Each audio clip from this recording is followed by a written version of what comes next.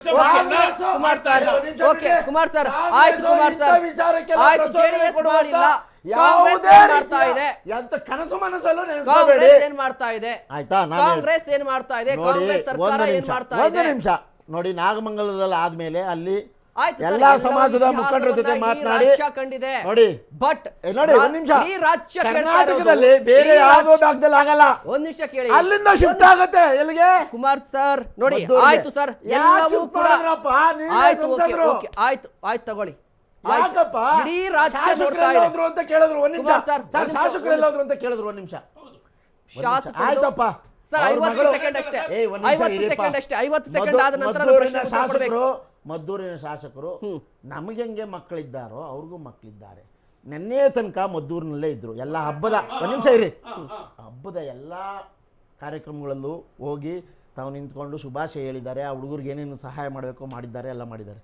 ತಮ್ಮ ಮಗಳ ಅಡ್ಮಿಷನ್ ಇವತ್ತು ಅದಕ್ಕೆ ಫೋನ್ ಸ್ವಿಚ್ ಆಫ್ ಮಾಡ್ಕೊಂಡು ರೆಸ್ಪಾನ್ಸ್ ಮಾಡ್ತಾರೆ ಇಂಟರ್ನ್ಯಾಷನಲ್ ಕಾಲು ತಗೊಂಡಿದ್ದಾರೆ ಮಾತನಾಡಿದ್ದಾರೆ ಲೈವ್ ಎಲ್ಲ ತೋರಿಸಿದ್ದಾರೆ ಇವರು ತೋರಿಸಿದ್ದಾರೆ ಅವ್ರು ಮಾತನಾಡಿದ್ದನ್ನು ಸುಮ್ಮನೆ ಏನೇನೋ ಮಾತನಾಡಬೇಡಿಪ್ಪ ಸುಮ್ಮನೆ ಏನೇನೋ ಮಾತು ಅಂತ ಮಾತಾಡಬಾರ್ದು ಅವ್ರ ಮಗಳ ಭವಿಷ್ಯ ರೀ ತಂದೆಯಾಗಿ ತನ್ನ ಕರ್ತವ್ಯವನ್ನು ನಿಭಾಯಿಸೋಕ್ಕೋಸ್ಕರ ಬೇರೆ ದೇಶದಲ್ಲಿ ಆ ಮಗುಗೆ ಸೀಟ್ ಸಿಕ್ಕಿರೋದ್ರಿಂದ ಅಡ್ಮಿಷನ್ ಇವತ್ತೇ ಇರೋದ್ರಿಂದ ಹೋಗಿದ್ದಾರೆ ವಾಪಸ್ ಬರ್ತಾ ಇದ್ದಾರೆ ಈಗ ನನ್ನ ಕ್ಷೇತ್ರದಲ್ಲಿ ಈ ತರದ ಘಟನೆ ಇತಿಹಾಸದಲ್ಲೇ ನಡೆದಿಲ್ಲ ಯಾಕಾಯ್ತು ಅಂತ ಅವರು ಕೂಡ ವಿಚಲಿತರಾಗ್ಬಿಟ್ಟಿದ್ದಾರೆ ಕರ್ನಾಟಕ ಸರ್ಕಾರ ಏನ್ ಕೇಳಿದ್ದಾರೆ ಗೊತ್ತಾ ಅವರು ಯಾವುದೇ ಕಾರಣಕ್ಕೂ ನನ್ನ ಕ್ಷೇತ್ರದಲ್ಲಿ ಇಂಥದಕ್ಕೆ ಅವಕಾಶ ಇಲ್ಲ ಹೇಳಿದ್ದಾರೆ ಅದಕ್ಕಿಂತ ಇನ್ನೇನ್ರಿ ಬೇಕು ಹೇಳಪ್ಪ ನೀವೇ ಕುಮಾರಸ್ವಾಮಿ ಅವರು ಪ್ರತಾಪ್ ಸಿಂಹಂಗ್ ಏನ್ರಿ ಕೆಲಸ ಅಲ್ಲ ಒಂದ್ ನಿಮಿಷ ಕೇಳಿ ಸರ್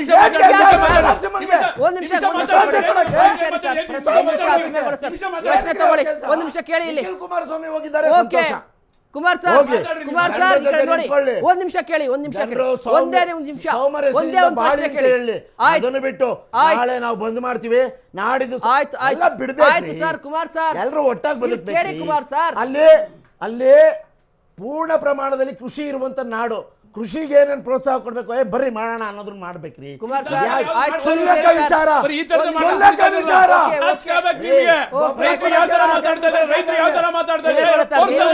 ಅವರು ಜಾಸ್ತಿ ಮಾಡ್ತಾರೆ ಒಂದ್ ನಿಮಿಷ ಇರಿ ಆಯ್ತು ಕುಮಾರ್ ಸರ್ ಓಕೆ ಆಯ್ತು ನಿಮ್ಮ ಅವಧಿಯಲ್ಲಿ 300 ಕೋಮು ಗಲಭೆಗಳು ಆಗಿದೆ ಸರ್ ಯಾವ ಜಿಲ್ಲೆಯಲ್ಲಿ ಎಷ್ಟಾಯ್ತು ಅವ್ರಿಗೆ ಆನ್ಸರ್ ಕೊಡಿ ನೀವು ಎಲ್ಲ ಆದ್ಮೇಲೆ ಏನ್ ತಗೋತೀರಿ ಜಾಸ್ತಿ ಆಯ್ತು 2019 ಅಲ್ವಾ 63 ಪ್ರಕರಣ 2000 ಇಸ್ವಿಯಲ್ಲಿ 21 ಪ್ರಕರಣ 2001ರಲ್ಲಿ 120 2026ರಲ್ಲಿ 96 ಎಲ್ಲೆಲ್ಲಿ ನಡೀತು ಅನ್ನೋದನ್ನ ಹೇಳ್ಬೇಕು ಅಂದ್ರೆ ಹೇಳ್ತೀನಿ ಬೇಡ ತಗೊಳ್ಳಿ ಗೋವಿಂದರಾಜ್ ಸರ್ ನಿಮ್ಮ ಅವಧಿಯಲ್ಲೂ ಕೂಡ ಶಿವಮೊಗ್ಗದಲ್ಲಿ ಎಷ್ಟು ನಡೀತು ಅಂತ ಅನ್ನೋದನ್ನ ಹೇಳ್ತೀನಿ 57 ಪ್ರಕರಣಗಳು ನಡೀತು ಶಿವಮೊಗ್ಗದಲ್ಲಿ ಓಕೆ ಸರ್ ಆಯ್ತು ನಿಮ್ಮ ಅವಧಿಯಲ್ಲೂ ಕೂಡ ಕೋಮು ಗಲಭೆ ಆಗಿದೆ ಹಾಗಾದ್ರೆ ಆಗ ಕುಮ್ಮಕ್ ಕೊಟ್ಟಿದ್ಯಾರು ನೋಡಿ ಸರ್ ಇವತ್ತು ಇಡೀ ರಾಜ್ಯದಲ್ಲಿ ಯಾವ ರೀತಿಯಾದ ಪ್ರಕರಣಗಳು ಈಚೆ ಬರ್ತವೆ ಅಂತ ನೀವು ದಿನನಿತ್ಯ ನೀವು ನೋಡ್ತಾ ಇದ್ದೀರಾ ಯಾಕೆಂದರೆ ಇವತ್ತು ಏನು ಮದ್ದೂರದಲ್ಲಿ ನಡೆದಂಥ ಘಟನೆ ಕಳೆದ 3 ದಿನ ಹಿಂದೆ ರಾಯಚೂರಿನಲ್ಲಿ ಒಂದು ಬಿಲ್ಡಿಂಗ್ ಮೇಲೆ ನಿಂತ್ಕೊಂಡು ಗಣೇಶ ಹೋಗ್ತಾ ಇದ್ರೆ ಕಲ್ಲು ಹೊಡಿತಾರೆ ಅಂದರೆ ಅವ್ರ ಮನಸ್ಥಿತಿ ಏನು ಸರ್ ಹಾಗಾದರೆ ಈ ಮೆರವಣಿಗೆ ಆಗಬೇಕು ಅಂತಲ್ಲ ಆಗಬಾರ್ದು ಅಂತಲ್ಲ ಈ ಥರ ಆಚರಣೆಗಳು ನಾವು ಯಾರು ಮಾಡಬಾರ್ದು ಅಂತ ಉದ್ದೇಶ ಇಟ್ಕೊಂಡು ಕಲ್ಲು ಹೊಡಿತಾ ಇದ್ದಾರೆ ಇಲ್ಲ ನಾವು ಇವತ್ತರ ಆಚರಣೆ ಮಾಡಬೇಕು ಅಂದೆ ಇವತ್ತು ಸರ್ಕಾರ ಯಾಕೆ ನಿರ್ಬಂಧಗಳನ್ನ ಏರ್ತು ಅಂತ ಕೆಲಸ ಮಾಡ್ತಾ ಇದೆ ನನ್ನ ಇರ್ತಕ್ಕಂಥ ಪ್ರಶ್ನೆ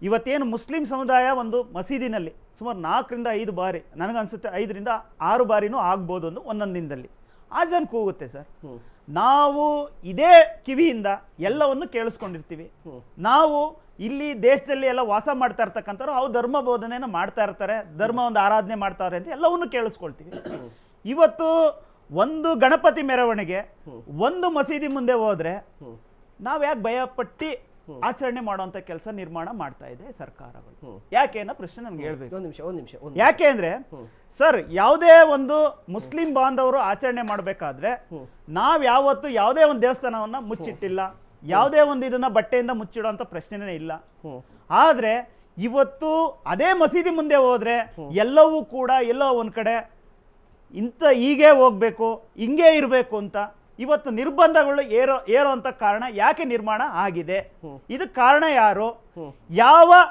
ಇವತ್ತು ಮುಖಂಡರುಗಳು, ಸಮುದಾಯದ ಲೀಡರ್ಗಳು ಇದ್ರಲ್ಲಿ ಎಲ್ಲ ಒಂದ್ ಕಡೆ ಕುಮ್ಮಕ್ ಕೊಟ್ಟು ಈ ರೀತಿಯ ಗಲಾಟೆಗೆ ಯೋಜನೆಗಳನ್ನ ರೂಪಿಸವ್ರೆ. ಇದು ಬೇಕಲ್ವಾ? ಇವತ್ತು ಒಂದು ಗಣಪತಿನ ಒಂದು ಮಸೀದಿ ಮುಂದೆ ಹೋಗ್ತಾ ಇದ್ರೆ ಹೋಗ್ಬಾರ್ದು, ಡಿಜೆ ಹಾಕ್ಬಾರ್ದು. ಎಲ್ಲಿ ಹೋಗ್ತಾ ಇದೆ ನಮ್ಮ ದೇಶ? ಏನ್ ಮಾಡ್ತಾ ಇದ್ದೀವಿ ನಾವು? ಅವ್ರ ಆಚರಣೆಗೆ ಇಲ್ಲಿಯೂ ಕೂಡ ಎಲ್ಲಿಯೂ ನಿರ್ಬಂಧ ಇರಲಿಲ್ಲದ್ದು, ಇವತ್ತು ಗಣಪತಿ ಇರ್ಬೋದು, ಇನ್ನೊಂದು ಆಚರಣೆ ಇರ್ಬೋದು, ಮತ್ತೊಂದು ಆಚರಣೆ ಇರ್ಬೋದು, ಎಲ್ಲ ನಿರ್ಬಂಧಗಳು. ಸರ್, ಇವತ್ತೊಂದು ಗಣಪತಿ ಇಡಬೇಕು ಅಂದ್ರೆ ಯಮ ಬಾಧೆ ಅನ್ನೋ ಒಂದು ರೀತಿಗೆ ತಂದ್ಬಿಟ್ಟಿದ್ದಾರೆ. ಒಂದು ಬೆಸ್ಕಾಂಗೆ ಹೋಗಿ ಅರ್ಜಿ ಕೊಟ್ರೆ, ಸ್ಟೇಷನ್ಗೆ ಹೋಗಿ ಅರ್ಜಿ ಕೊಟ್ರೆ ಪರ್ಮಿಷನ್ ಕೊಡಕ್ಕೆ ಮಿನಿಮಮ್ 1 ತಿಂಗಳಾಗ್ತಾ ಇದೆ ಸರ್. ನಿಮ್ ಸರ್ಕಾರದಲ್ಲಿ ಈ ರೀತಿ ಇರ್ಲಿಲ್ವಾ? ಖಂಡಿತ ಹೇಳ್ತೀನಿ ಸರ್, ಯಾಕೆ ಅಂತ ಕೇಳಿ. ರೋಡ್ ಅಲ್ಲಿ ಎಲ್ಲಾದ್ರೂ ಇಟ್ಕೋಬಹುದಿತ್ತ ನಿಮ್ ಸರ್ಕಾರದಲ್ಲಿ? ನೋಡಿ, ಏನು ಕಂಡೀಷನ್ ಇರ್ಲಿಲ್ವಾ? ಆಚರಣೆ ಒಂದು ರೀತಿಯ ರೂಪದಲ್ಲಿ ನಡೆದಿ ಎಲ್ಲವೂ ಶಾಂತಿಯಾಗಿರ್ಬೇಕು ಅನ್ನೋ ವಿಚಾರ ಇಟ್ಕೊಂಡು ಮಾಡಿರೋದು. ಇವತ್ತು ಡಿಜೆ ಸ್ಟಾಪ್ ಮಾಡಿದ್ದಾರೆ ಸರ್, ಇದೇ ಸರ್ಕಾರ ಅಲ್ವಾ? ಯಾಕೆ ಸ್ಟಾಪ್ ಮಾಡ್ತಾಗಾದ್ರೆ? ಏನ್ ಉದ್ದೇಶ ಏನಾಗಾದ್ರೆ ನೀವು ಎಲ್ಲವನ್ನು ಮಟ್ಟ ಹಾಕ್ಬೇಕು ಅಂತಲ್ಲ ಇವ್ರು ಹೇಳ್ತಾ ಇದ್ರು ಸ್ಟಾರ್ಟಿಂಗ್. ರಘುನಾರಾಯಣೇಂದ್ರ ಅವ್ರು ತಂದಿದ್ದು ಕಾನೂನು ಏನು ಬಣ್ಣ ಇಂಥದೇ ಬಣ್ಣ ಇರಬೇಕು ಅಂತ ಹೇಳ್ಬಿಟ್ಟು ಇವರೆಲ್ಲ ಅವ್ರವರೇ ಡಿಸೈಡ್ ಮಾಡ್ಕೊಂಡವ್ರೆ. ಯಾವ ವಿಚಾರದಲ್ಲಿ ಹೇಳಿ, ಅವ್ರು ಹೇಳ್ತಾ ಇದ್ರು ಇಂತ ಇವತ್ತು ಬಿಜೆಪಿ ಅವ್ರಿಗೆ ಇಂಥ ಬಣ್ಣ ಇರ್ಬೇಕು ಅಂದ್ರೆ ಅವ್ರ ಕೇಸರಿ ಬಣ್ಣ ಇಂಥದೇ ಇರ್ಬೇಕು ಅಂತ ಯಾಕೆ ಅವ್ರು ಹೇಳ್ತಾ ಇರೋದು? ಪೇಟೆಂಟ್ ಒಂದ್ ನಿಮಿಷ, ನಾವು ನೋಡ್ರಿ ನಮ್ದೇ ಬಣ್ಣ ರೀ, ನಮ್ದೇ ಬಣ್ಣ. ನಿಮ್ಮ ಬಣ್ಣ ಯಾವ್ದು? ನಿಮ್ಮ ಬಣ್ಣ ಯಾವ್ದ್ರಿ? ಕುಮಾರ್ ಸರ್, ಒಂದ್ ನಿಮಿಷ. ಗೋವಿಂದ ಸರ್, ನಿಮ್ಮ ಪಾಯಿಂಟ್ ಕ್ಲಿಯರ್ ಆಯ್ತು. ಮಸೀದಿ ಮುಂದೆ ಹೋಗುವಂತಹ ಸಂದರ್ಭದಲ್ಲಿ ಒಂದ್ ನಿಮಿಷ ಕುಮಾರ್ ಸರ್, ಮಸೀದಿ ಮುಂದೆ ಹೋಗುವಂತ ಸಂದರ್ಭದಲ್ಲಿ ಭಯ ಪಡುವ ಕಾಂಗ್ರೆಸ್ ಬಣ್ಣ ಯಾವುದು ಅಂತ ಇವತ್ತು ಯೋಚನೆ ಮಾಡ್ಲಿ. ಬಣ್ಣದ ವಿಚಾರ ಮುಂದೆ ಮಾತಾಡೋಣ.